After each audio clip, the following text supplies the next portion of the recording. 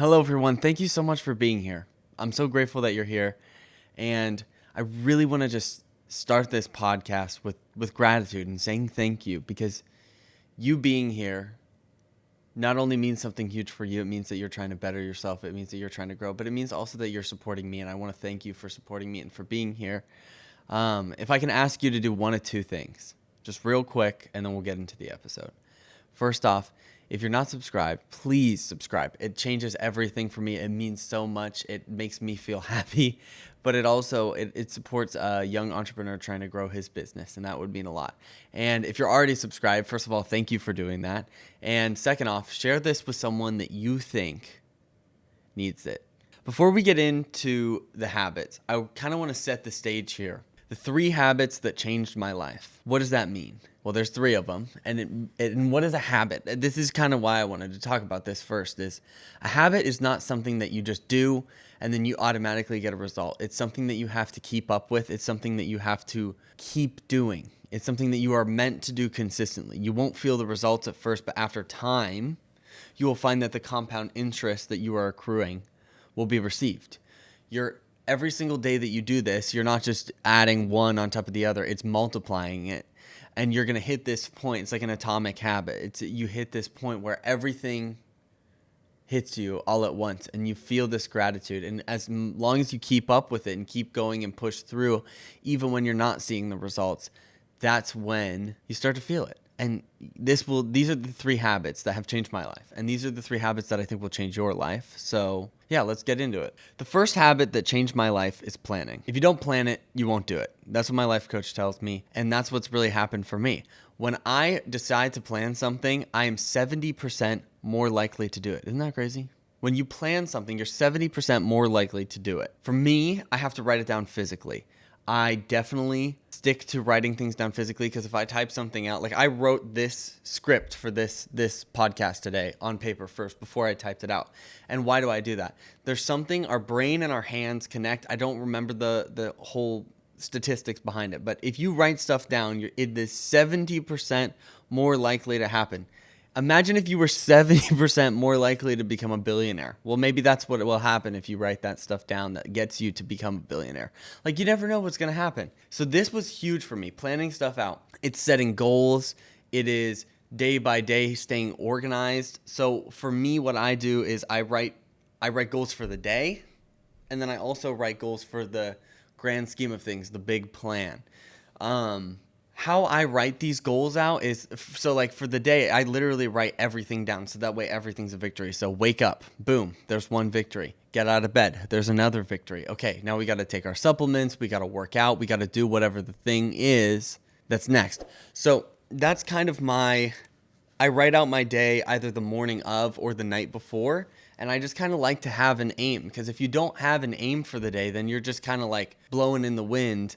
You don't know what you're doing. And some people need this less than other people. I think for my ADHD, having a routine, having a repetitive plan is really important. But just mess around with it. See what you like. There are different ways to plan stuff. I do it like literally every single thing that I want to do.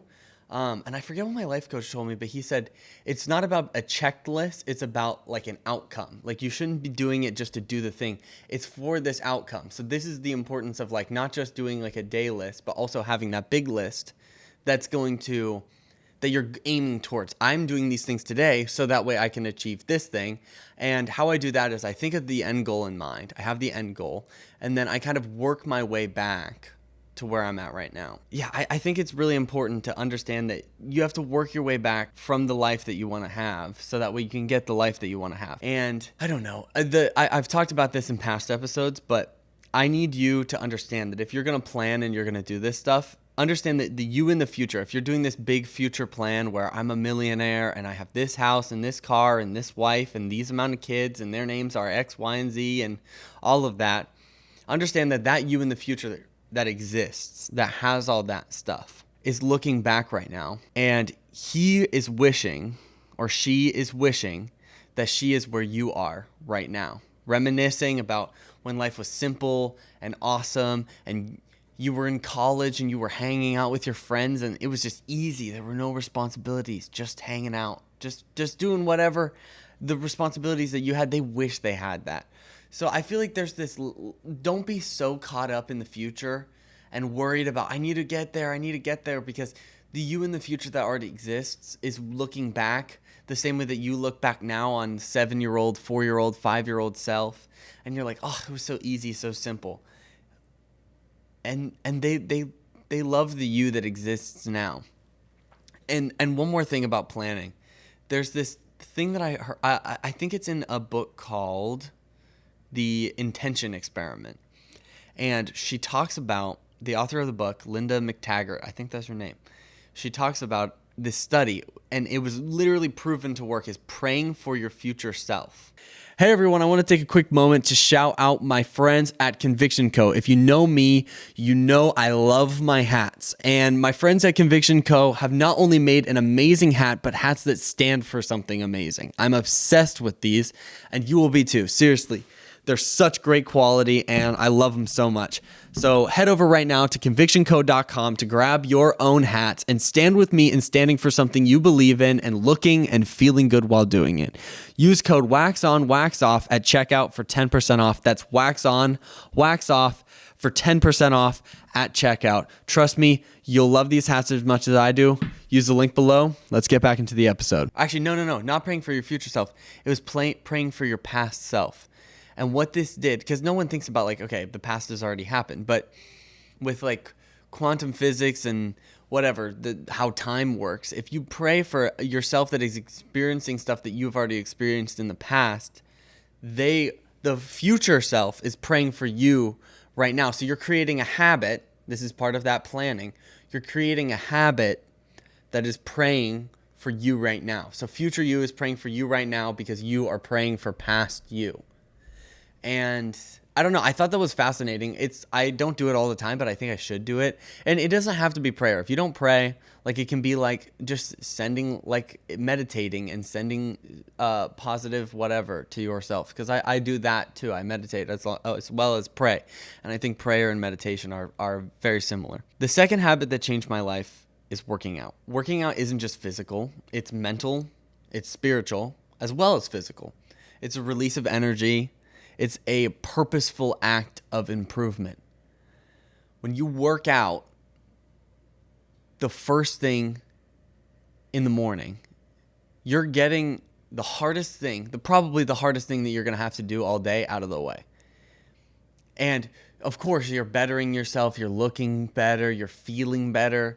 For me, with my ADHD, if I work out, I get all this physical energy out so that way I can focus mentally. And I think it's also good to just do something really hard first thing in the morning, even when you don't want to do it. I think it's good for your spirit. I think it's good for your mentality to push yourself and make you do hard things. So that way, if you're an entrepreneur, if you're anything else, if you're just working and you have to do something hard that you don't want to do, your boss is going to see you do that hard thing, even when they know that no one wants to do that. Clean the bathroom, whatever the thing is.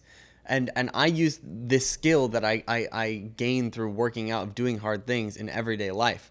And the reason I put this second is because planning first your workout. Planning first, I'm going to do this. And workout doesn't have to be go to the gym, lift heavy weights. I think that a lot of people think that working out always has to be like a pain, like it has to suck.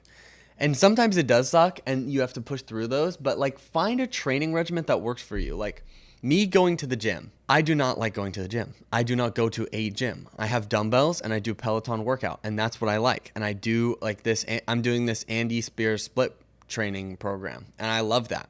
I did not like when I was at college and I had to go to the gym, like actually go to a gym where other people are. It distracts me, it pisses me off, and I don't like it. So I don't do it. I'm not the greatest runner. I make myself run sometimes, and sometimes I don't. I don't like hitting legs, but what's going to be the thing that's going to get you to do it? And then you can you'll get tired of it, and then you're like, I don't know. Do it for maybe 1 or 2 weeks still after you're starting to feel tired of it, and then switch it up. Do something different. Do something else.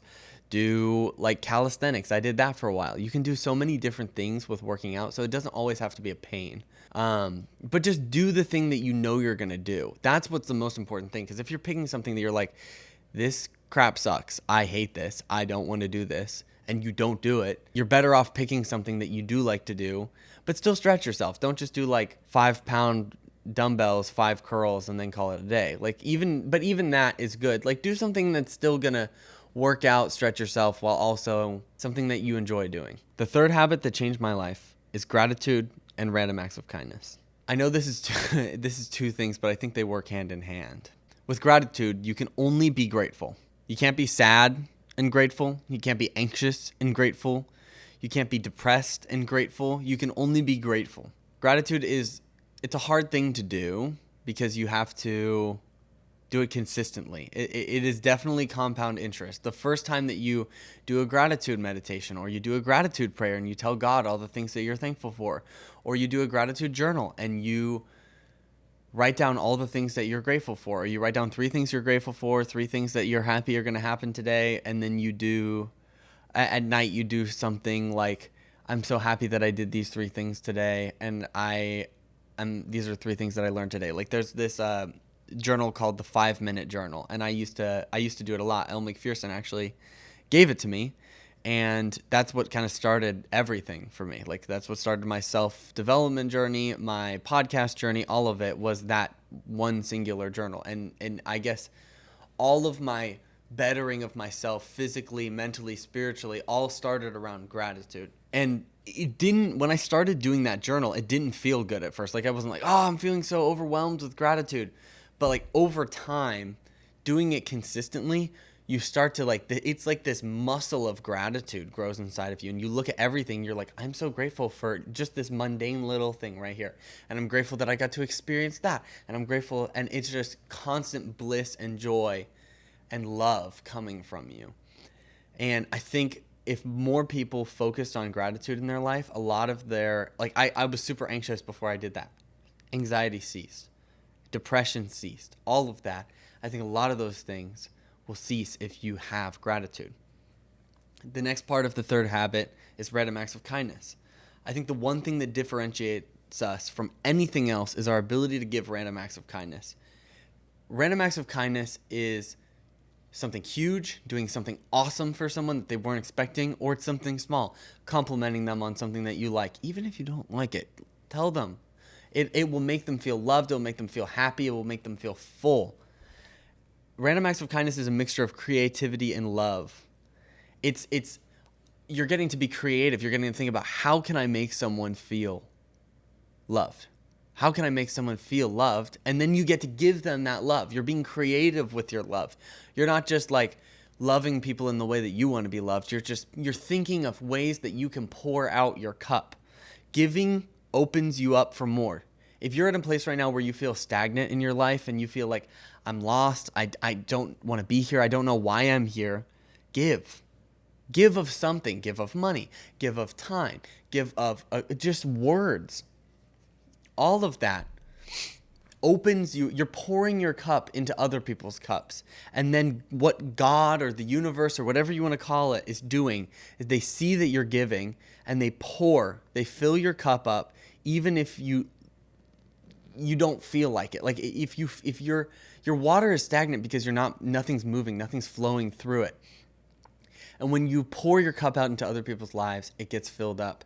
And the more you do that, the bigger your cup gets and the more your capacity for giving and loving others is. And I think that in my own life, like I struggle with this. I struggle with random acts of kindness and thinking of others, and I'm working on it and I'm trying to do it. And even just in like 1 week of doing it, I felt so much better of thinking of how can I give to other people? And you have to like consciously remind yourself. And honestly, I use the planning and I schedule out like, okay, what is my one thing going to be today? Okay, I'm going to do this for my mom. I'm going to do this for my friend. I'm going to do this for my girlfriend. And it really helps. Yeah, so I don't know. Yeah, that's pretty much it. So those were my 3 habits. I hope that this is helpful.